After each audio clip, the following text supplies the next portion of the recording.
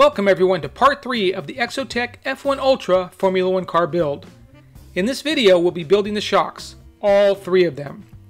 In addition to the standard single middle shock, the F1 ULTRA uses a pair of tiny side shocks to control side-to-side damping. Alrighty, let's start by opening the bags and separating all the parts. Here's a tip to help you identify the spring rates. Place both springs on one of your tools as shown and slowly compress them together. You'll see one collapses before the other. That one has the softer spring rate.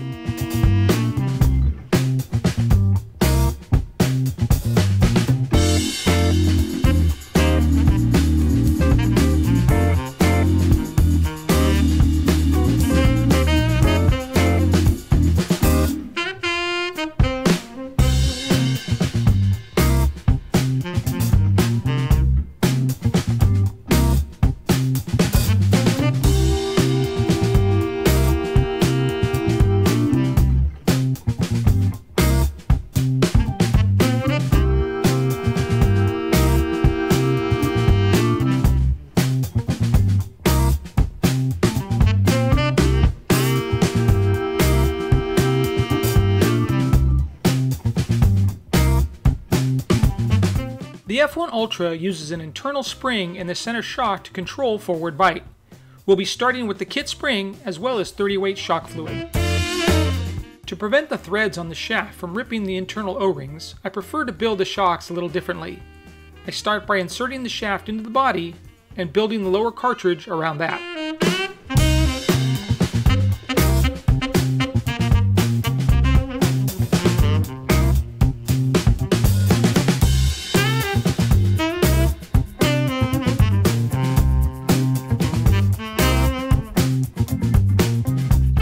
A set of quality shock shaft pliers will help keep you from scratching the shaft during assembly.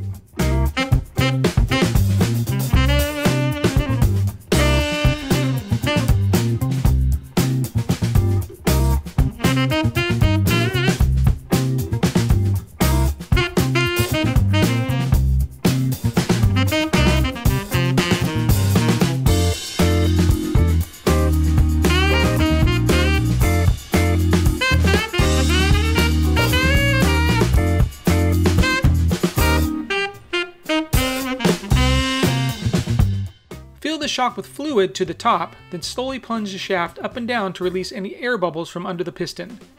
After the bubbles are gone, refill the shock back to the top.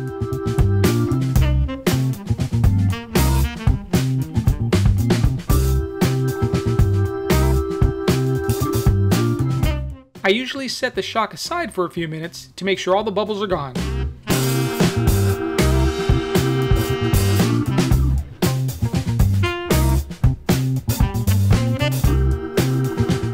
I found the most efficient way to install the bladder is to fold it in half and roll it onto the shock, displacing any extra oil off to one side.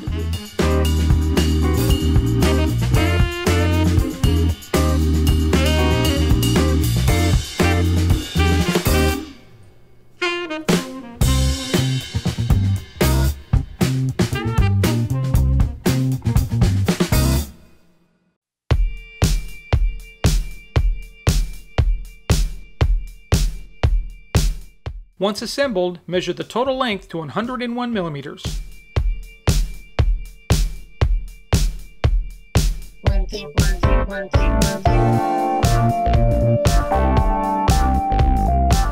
I always add a drop of shock fluid to the body to help lubricate the collar O-ring, making it easier to screw on.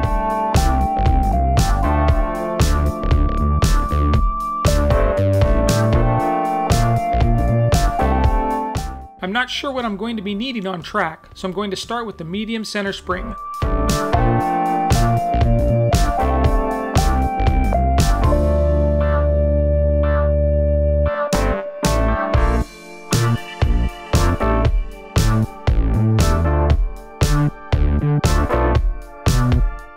Other than the internal spring, the side shocks build just like the center one.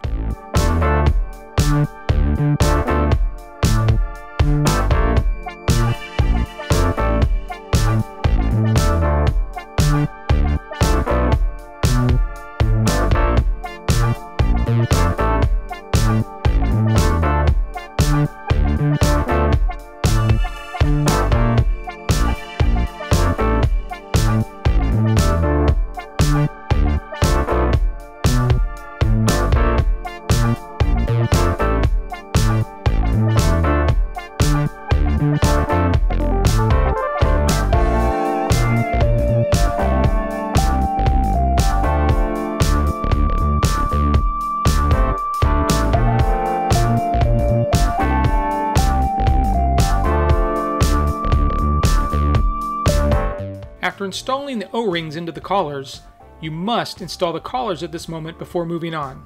I didn't, and you'll see the result in a few minutes.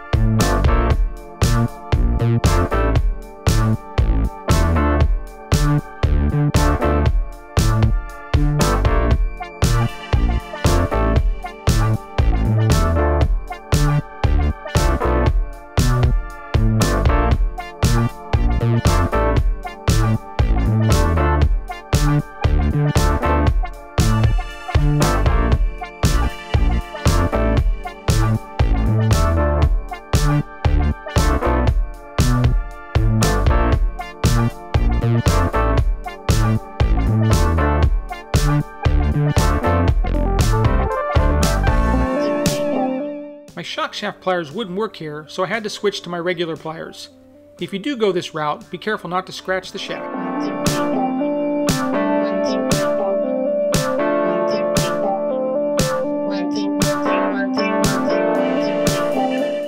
I'm starting with 30 weight fluid in the side shocks as well. We'll see how that goes.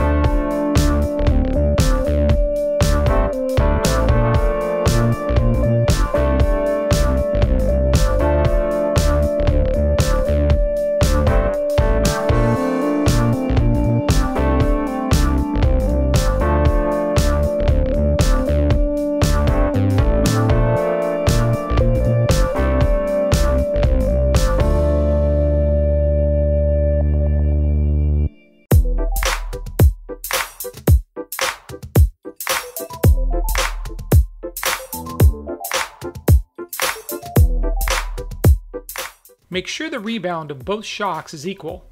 If not, I would suggest rebleeding them until they are. Oh! Right here is where I found out the collars won't fit over the lower cartridge cap. Quite unusual for threaded shocks, but that's just the way it goes. So the fix was to disassemble the shocks to a point, install the threaded collars, and reassemble. I'm showing you the easy way here in case you didn't take my hint earlier about installing the collars.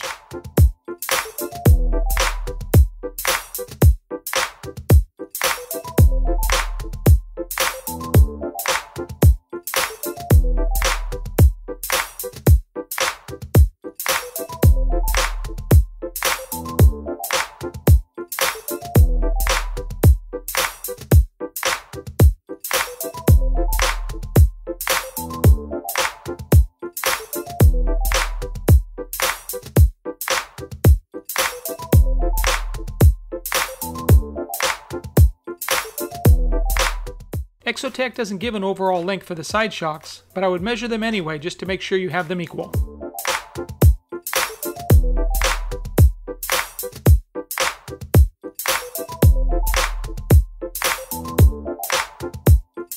Install the side springs on your shocks and we are done. Alrighty everyone, all we've got left are some minor chassis bits and the electronics. So please make sure you subscribe to the channel and click that bell icon to be notified of future videos in the series. Thanks for watching.